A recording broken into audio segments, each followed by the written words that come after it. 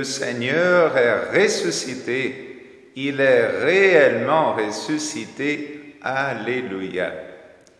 Bonjour. Aujourd'hui, nous sommes le 19 avril 2020, premier dimanche après Pâques, dimanche appelé dans le calendrier liturgique de l'Église dimanche Quasimodogeniti. Qu'est-ce que ça veut dire ce nom latin et qu'apprend-on de sa signification?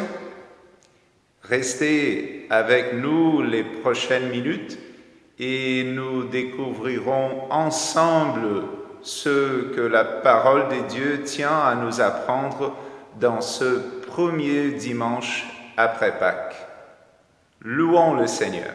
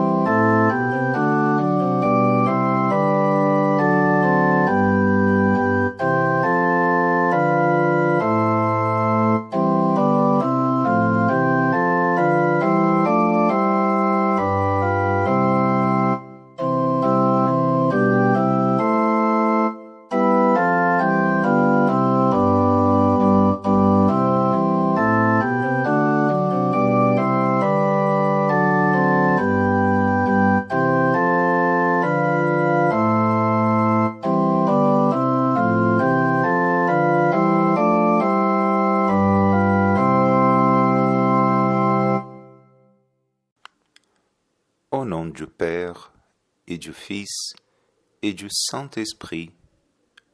Amen. Comme des enfants nouveau-nés, désirez le lait pur de la parole. Ainsi, grâce à lui, vous grandirez pour le salut. Les liens de la mort m'avaient enserré, et les angoisses du séjour des morts s'étaient emparées de moi. Oui, tu as délivré mon âme de la mort, mes yeux des larmes, mes pieds de la chute. Je marcherai devant l'Éternel au pays des vivants. Comment pourrais-je rendre à l'Éternel tous ses bienfaits envers moi? Je lèverai la coupe des délivrances et je ferai appel au nom de l'Éternel. Bien-aimés frères et sœurs, approchons-nous de Dieu le Père avec un cœur sincère et une foi inébranlable, et confessons-lui nos péchés en implorant de nous accorder son pardon pour l'amour de son Fils Jésus-Christ. Vivre la grâce du baptême, c'est être lavé de toute souillure. C'est savoir purifié par le sang de l'agneau. Pour toutes les fautes qui nous salissent encore, pardonnez-nous, Seigneur. Vivre la grâce de notre baptême, c'est s'engager envers Dieu avec une bonne conscience, pour tous les mensonges qui rendent nos chemins tortueux, pardonnez-nous, Seigneur. Vivre la grâce de notre baptême, c'est demeurer dans l'alliance de Dieu. Pour nos lenteurs à marcher dans les chemins de la foi, de l'amour et de l'espérance, pardonnez-nous, Seigneur. Seigneur Jésus, tu as été tenté pendant 40 jours pour nous délivrer et nous sauver, et pour nous apprendre à lutter contre le mal qui est en nous. Aie pitié de nous. Seigneur Jésus, mort pour nos péchés, afin de nous conduire auprès de ton Père, aie pitié de nous. Seigneur Jésus, monté au ciel à la droite de Dieu pour nous rendre participants de ta résurrection et nous préparer une place dans la maison de ton Père, aie pitié de nous. Dieu Tout-Puissant, au nom de ton alliance, souviens-toi de ta miséricorde et de ton amour. Pardonnez-nous nos péchés et conduis-nous à la vie éternelle, pour l'amour de Jésus-Christ, notre Sauveur. Amen.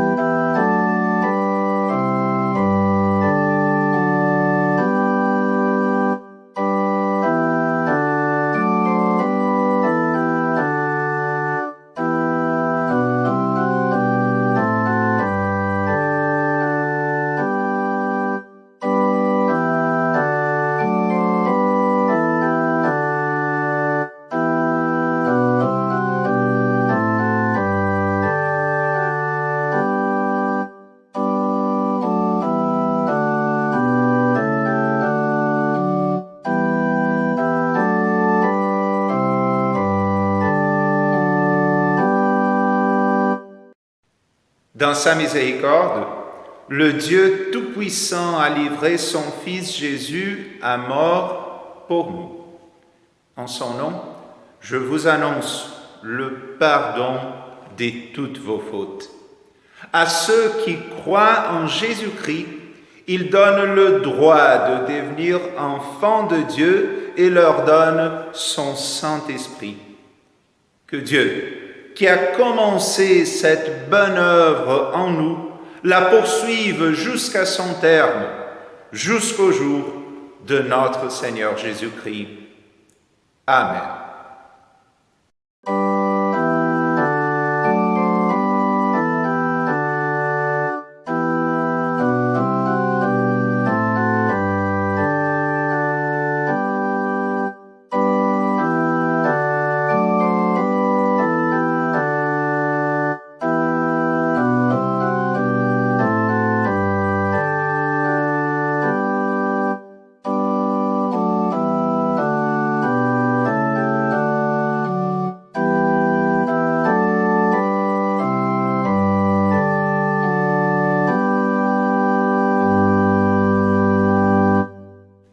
Prions le Seigneur.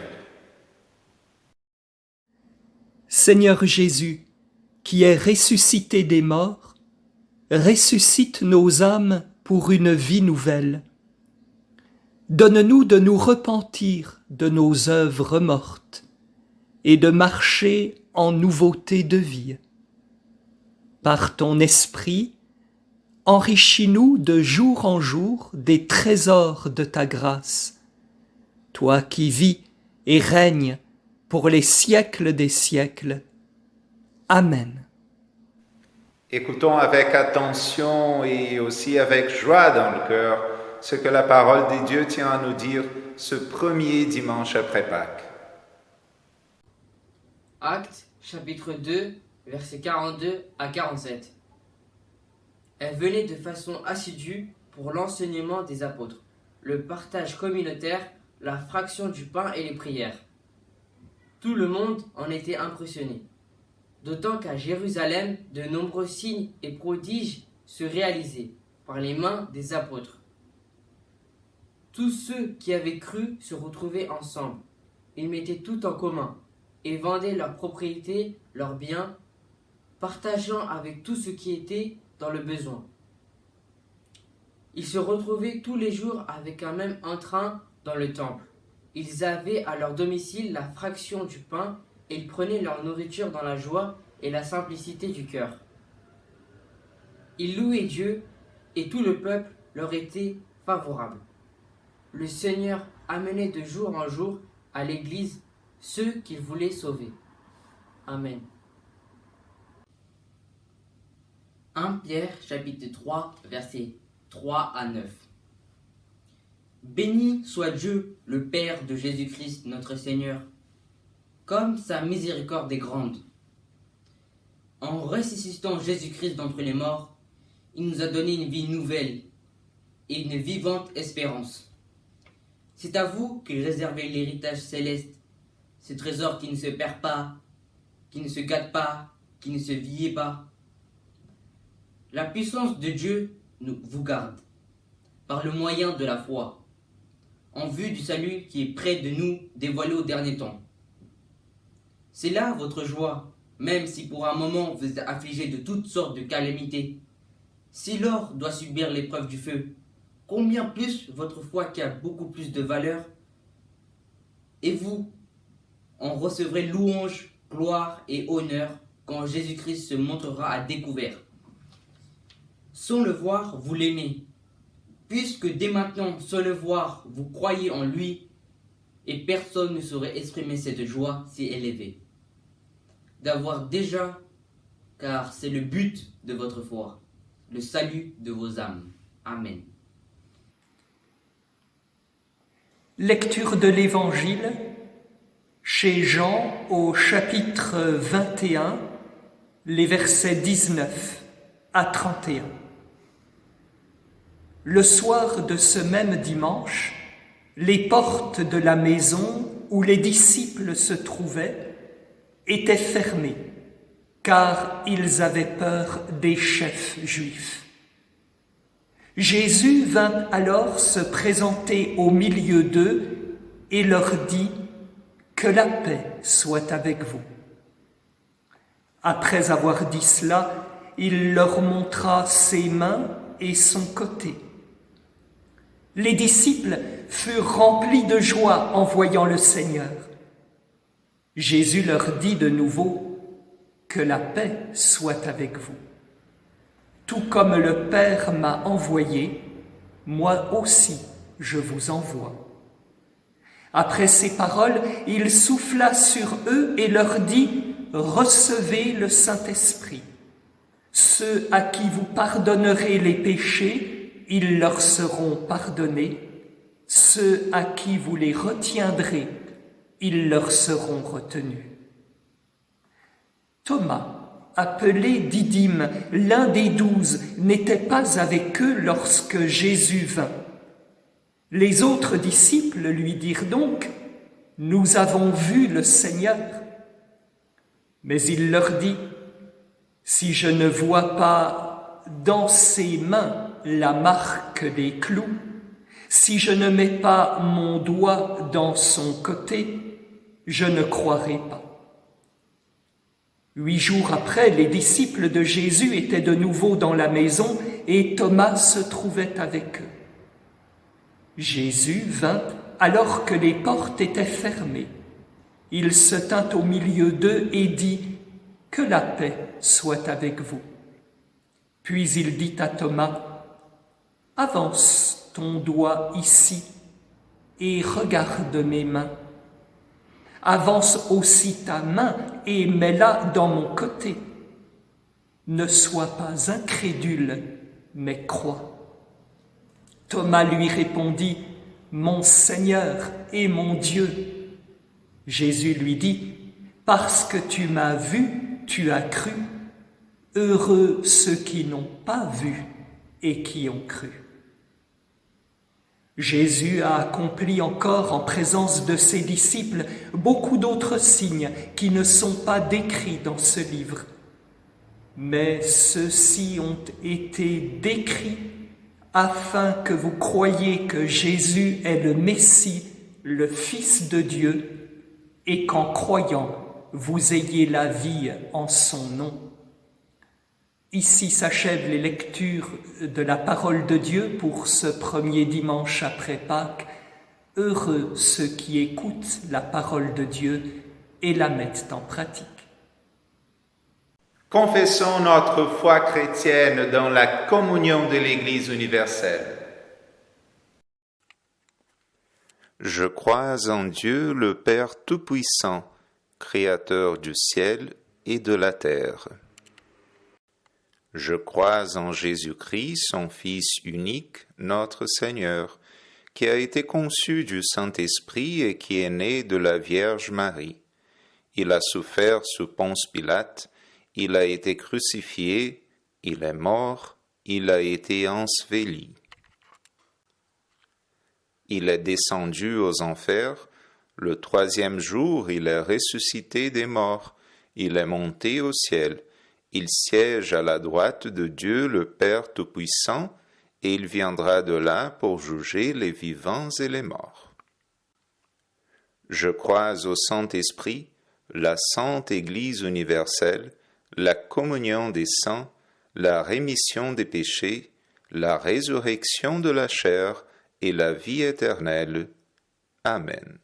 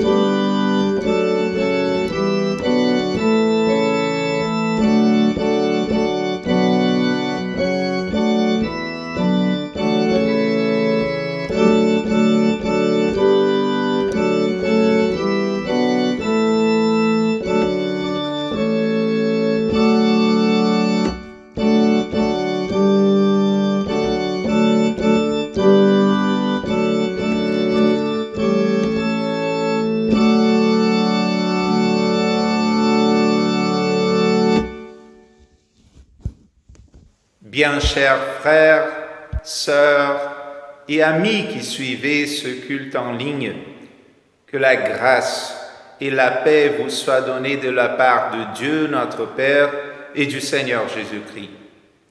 Le texte du sermon d'aujourd'hui se trouve dans l'Évangile pour ce premier dimanche après Pâques, en Jean 20, 19 à 31.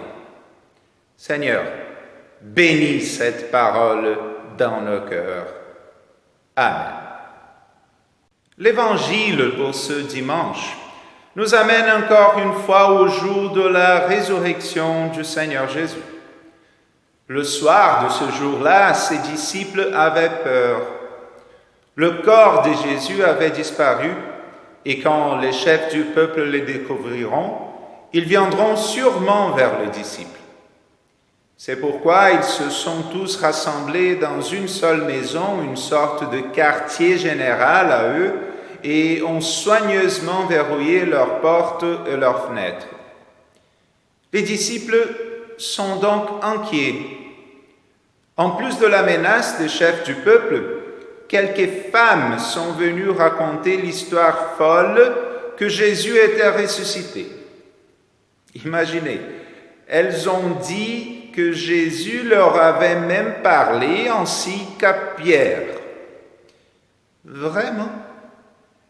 Pouvaient-ils croire à la parole de ces femmes-là? Peur, insécurité, angoisse, méfiance, manque de paix. Ce sont les sentiments qui peuplaient l'esprit des disciples de Jésus cet après-midi-là. Mais ce n'est certainement pas ce que le Seigneur souhaite pour ses enfants. Dieu souhaite à ses enfants une conscience sereine, exempte d'affliction quelle qu'elle soit. C'est pourquoi que le Christ lui-même apparaît à ses disciples effrayés pour leur donner la certitude que, comme l'ont dit les femmes, il était vraiment ressuscité. Surtout à l'incrédule Thomas, Jésus fait en sorte d'apparaître pour qu'il soit convaincu que son maître s'est élevé de la mort. La résurrection n'est pas une rumeur seulement, c'est un fait. Qu'est-ce que nous apprend ce récit de l'évangile de Jean? Il nous apprend que le Sauveur Jésus veut que nous croyions en sa résurrection.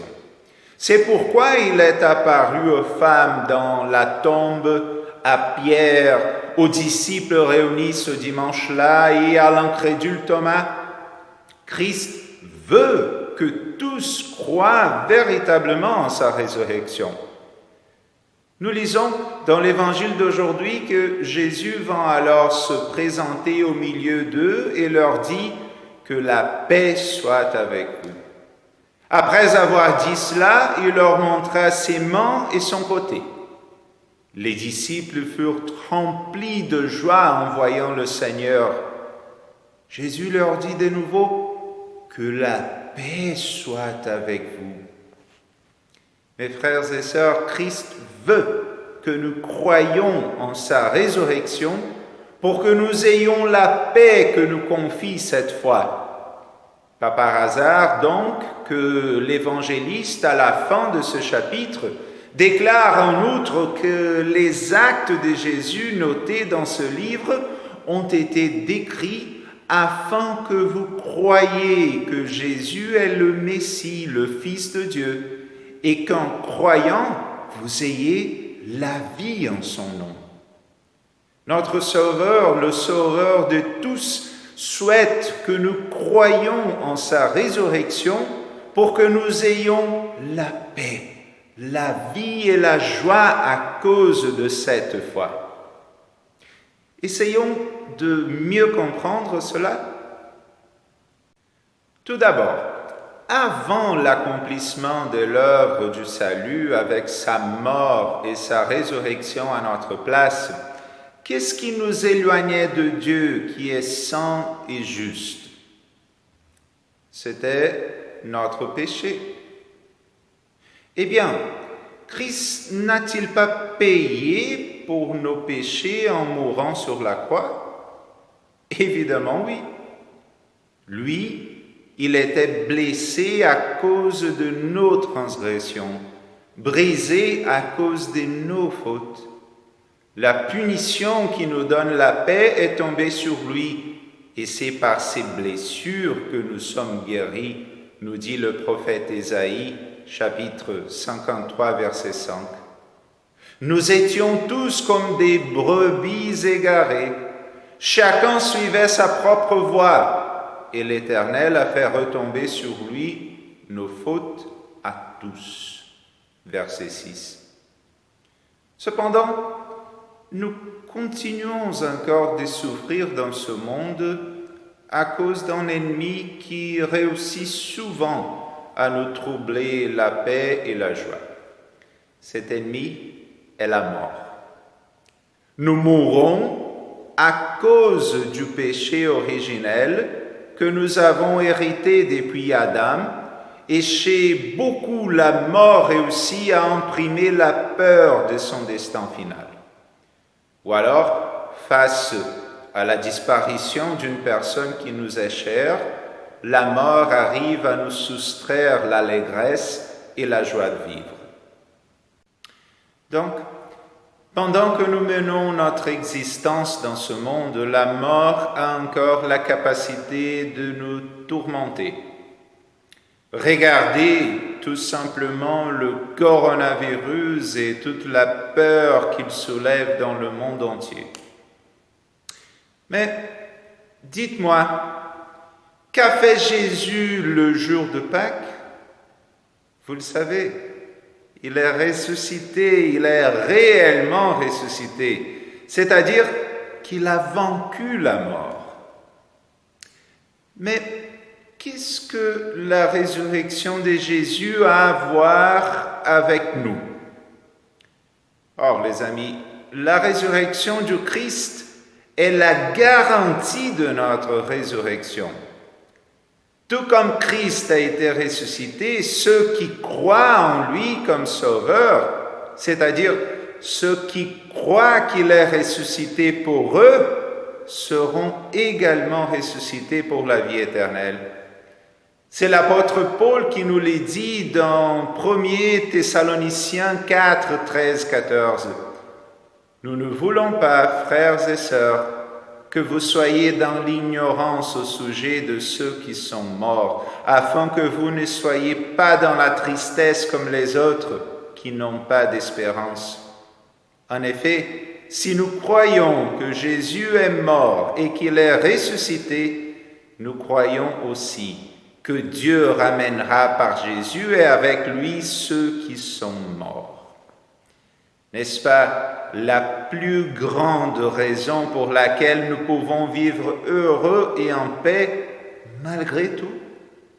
Nos grands ennemis, le péché, le diable et même la mort, ont été vaincus par notre Sauveur. Nous sachons déjà pardonner de toute faute et certains de notre résurrection pour la vie éternelle, ne devrions-nous pas vivre comme des gens heureux et rassurés en ce qui concerne leur avenir? Alors, Christ veut que nous croyions en sa résurrection afin que nous puissions vivre comme ça avec joie, avec nos consciences en paix, certains du grand amour que Dieu a pour nous. Lui qui a donné son Fils unique, ce qu'il avait des plus précieux pour nous sauver, saura nous garantir aussi tout ce qu'il nous faudra d'ici la rencontre finale avec lui. Alors, Christ veut que nous croyions en sa résurrection afin que nous puissions vivre heureux avec nos consciences en paix, mais aussi pour l'annoncer aux autres. C'est ce que nous lisons au verset 21 à 23 de l'évangile d'aujourd'hui. Jésus leur dit de nouveau, « Que la paix soit avec vous. Tout comme le Père m'a envoyé, moi aussi je vous envoie. » Après ces paroles, il souffla sur eux et leur dit, « Recevez le Saint-Esprit. Ceux à qui vous pardonnerez les péchés, ils leur seront pardonnés. Ceux à qui vous les retiendrez, ils leur seront retenus. » Notre Sauveur souhaite que, tout comme le Père céleste l'a envoyé afin de nous sauver, nous aussi, nous apportions aux autres la bonne nouvelle du salut. C'est pourquoi il a donné à son Église le ministère des clés, qui est le pouvoir d'annoncer le pardon des péchés en son nom. Comme il est réconfortant d'entendre tous les dimanches, au tout début du culte, que les péchés que nous confessons sont pardonnés par Dieu. Comme il est réconfortant d'écouter de sa part contre qui d'ailleurs nous péchons, ça va mon enfant, ne t'inquiète pas, je te pardonne, tout a été déjà réglé. Eh bien, Dieu souhaite que tous reçoivent ce réconfort. Et cela nous amène à constater que si dans le passé la mission de l'Église se déployait dans l'outre-mer et dans des pays plutôt inconnus, où personne que des braves missionnaires avaient la ténacité d'aller prêcher l'Évangile, maintenant notre véritable champ missionnaire se trouve à côté de chez nous, ou peut-être même dans notre propre foyer. Combien de personnes de notre entourage ignorent encore la réalité du péché et de ses conséquences, mais aussi du salut que Jésus leur offre? Combien dans notre propre famille n'éprouvent pas encore l'espérance que nous procure la résurrection du Seigneur? Chacun de nous saura le dire de soi-même.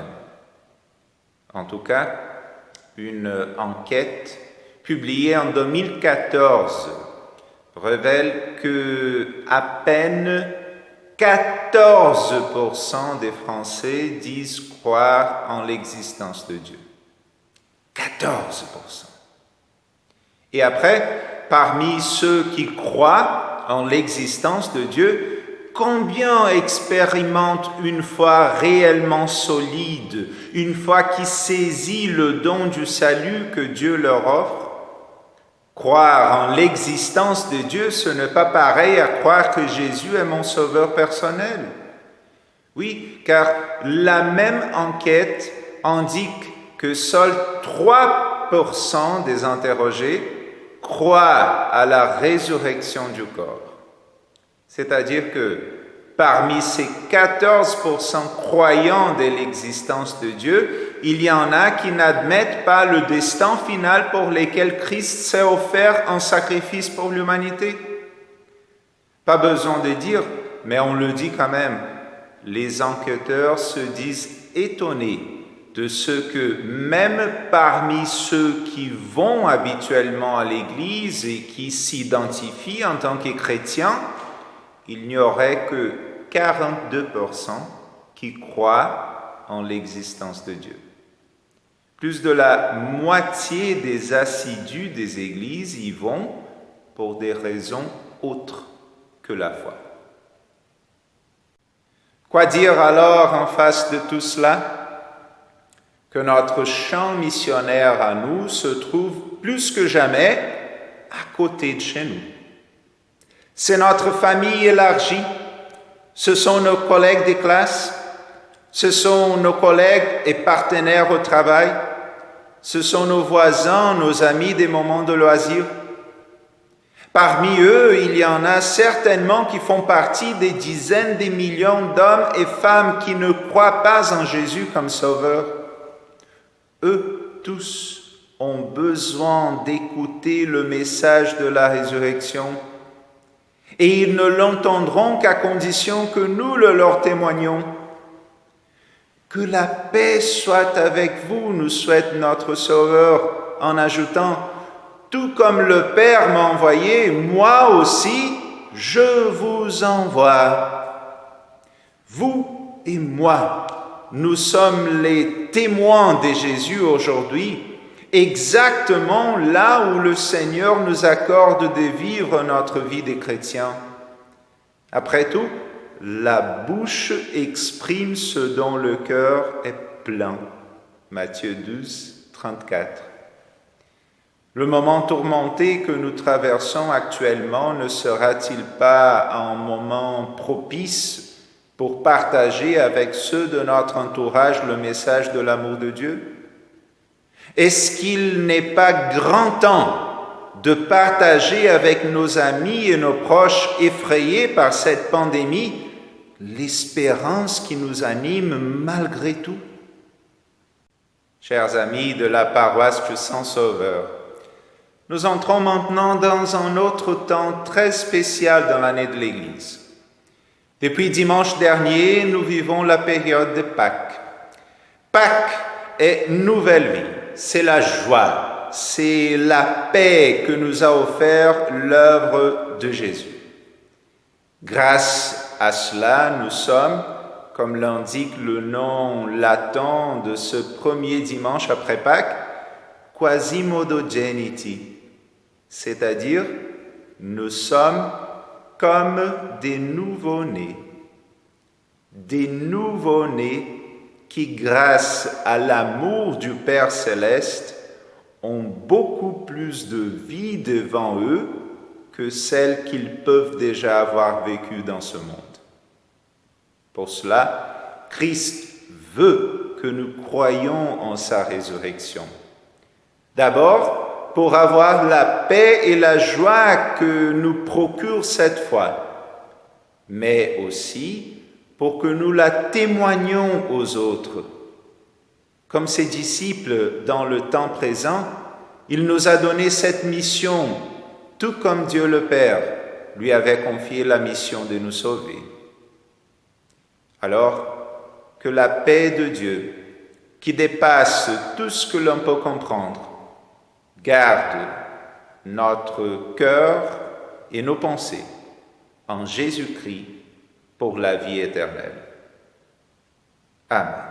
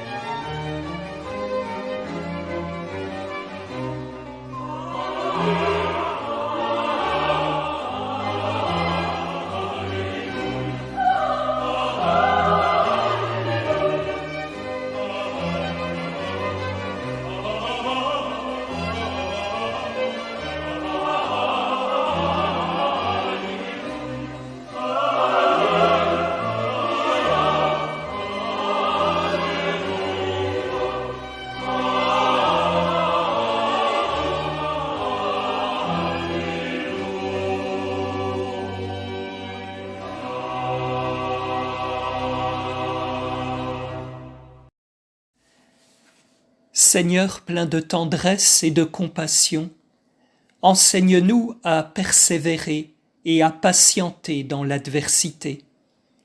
Fortifie nos mains défaillantes et nos genoux flageolants. Utilise les détresses pour produire la persévérance pour produire la victoire dans l'épreuve, et la victoire dans l'épreuve pour produire l'espérance qui ne trompe pas, parce que ton amour est déversé dans notre cœur par le Saint-Esprit qui nous a été donné. Dieu bienfaisant, console tes serviteurs qui sont abattus et découragés au milieu de cette pandémie. Rends-leur la force de l'âme, la vivacité de l'esprit. Maintiens leur santé et donne-leur la paix. Fais que, par la puissance de ton esprit, ils rafraîchissent leur espérance auprès de toi. Donne à ceux qui vivent seuls de ne pas se sentir abandonnés et isolés, mais rappelle-nous de les entourer. Tu te tiens au chevet des malades et des mourants. Nous te confions particulièrement les familles endeuillées de notre synode et celles dont un proche est dans un état critique. Fais-leur ressentir ta paix en cet instant. Ô Éternel, qui réalisa la prophétie d'Ésaïe en envoyant les disciples de Jean pour lui dire « Les aveugles voient, les boiteux marchent, les sourds entendent, les morts ressuscitent, et la bonne nouvelle est annoncée aux pauvres. » Sois avec les membres de notre paroisse qui sont atteints par cette maladie. Soulage-les dans leur souffrance, renforce leur foi et guéris-les, si ce n'est maintenant, au jour de la nouvelle création. Dieu de toute justice, sois avec ceux qui créent des lois. Donne-leur la sagesse nécessaire en ce contexte de crise. Accompagne ceux qui les appliquent, en particulier les membres de la police, de la gendarmerie et des armées. Protège-les, eux qui servent pour nous protéger. Sois le défenseur des plus faibles, les femmes victimes de violences, les enfants maltraités, les employés exploités. Médecin divin de nos âmes, soutiens le personnel soignant des cliniques et des hôpitaux, les médecins et les infirmières, tous ceux qui travaillent sans relâche pour stopper ce fléau. Sois au centre de nos familles en cette période de confinement. Que les parents soient des exemples de confiance et de piété, montrant aux enfants quelles sont les valeurs que tu bénis. Que les enfants regardent à toi, Jésus, recherchent ta parole et placent le présent et l'avenir entre tes mains. Christ ressuscité, veille sur tous ceux pour qui nous prions, selon ta miséricorde, par le sang de l'agneau, dont le sang nous purifie de tout péché. Amen. Notre Père, qui es aux cieux, que ton nom soit sanctifié, que ton règne vienne, que ta volonté soit faite sur la terre comme au ciel. Donne-nous aujourd'hui notre pain de ce jour. Pardonne-nous nos offenses, comme nous pardonnons aussi à ceux qui nous ont offensés. Ne nous laisse pas entrer en tentation, mais délivre-nous du mal. Car c'est à toi qu'appartiennent le règne, la puissance et la gloire, au siècle des siècles. Amen.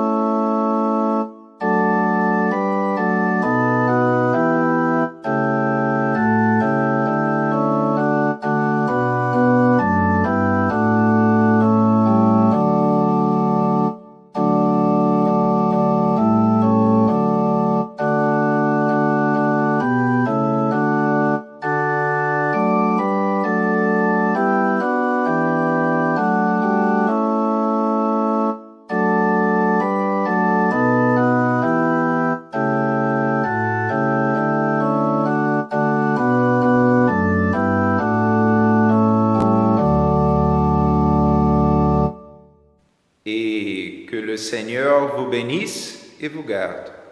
Que le Seigneur fasse luire sa face sur vous et qu'il vous accorde sa grâce. Que le Seigneur tourne son visage vers vous et qu'il vous donne sa paix.